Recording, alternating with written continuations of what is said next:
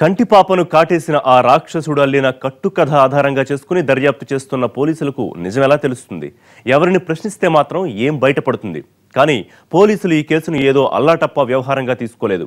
అందుకే వారి అనుమానం ఆ కామపిశాచి మీదకు మళ్ళింది. పొంతనలేని కథలు చెబుతోన్న ఆ కీచకుడిపై పోలీసుల ఎంక్వైరీ మొదలైంది.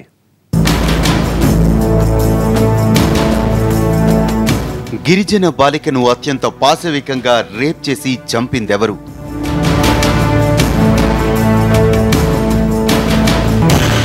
ఇంతటి హేయమైన అఘాయిత్యానికి పాల్పడిందెవరు? పోలీసు బృందాలు అన్ని కోణాల్లో దర్యాప్తు జరిపాయి.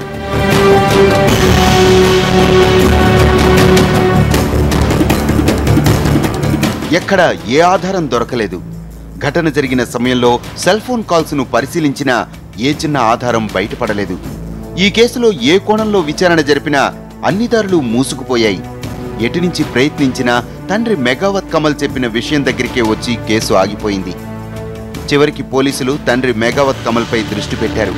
అసలు ఘటన ఎలా జరిగిందని పదే పదే ప్రశ్నల వర్షం కురిపించారు. సిమ్రాన్ అంత్యక్రియలు పూర్తయ్యాక తండ్రి మెగావత్ కమల్ ను అదుపులోనికి తీసుకున్న పోలీసులు లోతుగా ప్రశ్నించడం మొదలుపెట్టారు. ఇక్కడ ఆ రాక్షసుడు ఏ సినీ డైరెక్టర్, ఏ క్రైమ్ స్టోరీ రైటర్, ఏ ఫిక్షన్ నవలకు అందని రీతిలో అల్లిన కట్టుకథ బయటపడింది.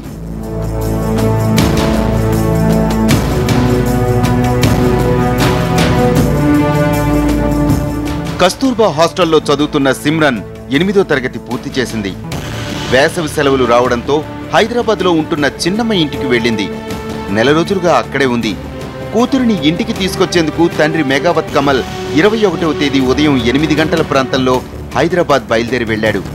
హీజరా చిట్టంపల్లి తండా నుంచి టీవీఎస్ మోపెడ్ పై వికారాబాద్ రైల్వే స్టేషన్ కు వెళ్లి అక్కడి నుంచి రైల్లో హైదరాబాద్ చేరుకున్నాడు. మధ్యాహ్నం భోజనం చేసి సాయంత్రం కూతురుని తీసుకుని స్వగ్రామానికి బయలుదేరాడు. రైల్లో వికారాబాద్ కు రాత్రి 9 గంటల ప్రాంతంలో చేరుకున్నాడు. ఇక్కడ వరకు అంతా సవ్యంగానే సాగింది. అక్కడే ఆ రాక్షసుడు కొత్త స్క్రీన్ ప్లే సృష్టించాడు. బిడ్డ దాగి ఆడనే చెప్పులు ఉన్నాయి. 5 మంది వచ్చినాక నాకు పట్టుకున్నారు. 5 మంది వచ్చిండ్రు. 5 మంది వచ్చినాక నాకు పట్టుకున్నారు. కొట్టారా నిన్ను? ఎట్లా, దేంతో కొట్టారు? రైతు కొట్టారు సార్. గుర్తుపడతావా వాళ్ళు ఇక్కడ వాళ్ళేనా? ఏమో సార్, ఇక్కడ మోగమి ఇట్లా కట్టుకున్నారు. కూతురుపై పశువంచ తీర్చుకున్న కమల్ అందరినీ నమ్మించేందుకు ఓ కట్టుకథ అల్లాడు. కన్న తండ్రిని తన మీద ఎవరికి అనుమానం రాదనుకున్నాడో ఏమో గాని ఓ సీన్ క్రియేట్ చేశాడు. వికారాబాద్ స్టేషన్లో దిగి తన మోపెడ్ తీసుకుని హిజరా చిట్టంపల్లి వైపు వెళుతుండగా మోత్కుపల్లికి రాగానే కూతురుకు దాహం వేసిందని ఓ స్టోరీ సృష్టించాడు. కూతురికి దాహం వేయడంతో బండి ఆపి బోర్ కొడుతుండగా వెనుక నుంచి వచ్చిన 5గురు దుండగుల్లో 2 తనను పట్టుకున్నారని, మరో 2 తన కూతురుని ఆటోలోకి లాక్కెళ్లారని, మరో వ్యక్తి తనను బండరాయితో తలపై బాదాడని పోలీసులకు చెప్పుకొచ్చాడు.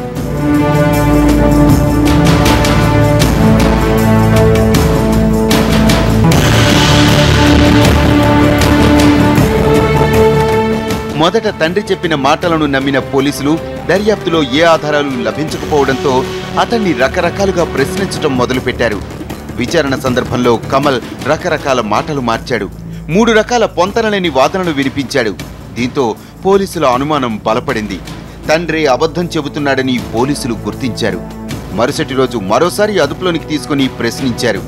కూతురు కిడ్నాప్ అయిందని తండ్రి చెబుతున్నదంతా కల్లబుల్లి కబుర్లేనన్న వాస్తవాన్ని పోలీసులు పసిగట్టారు.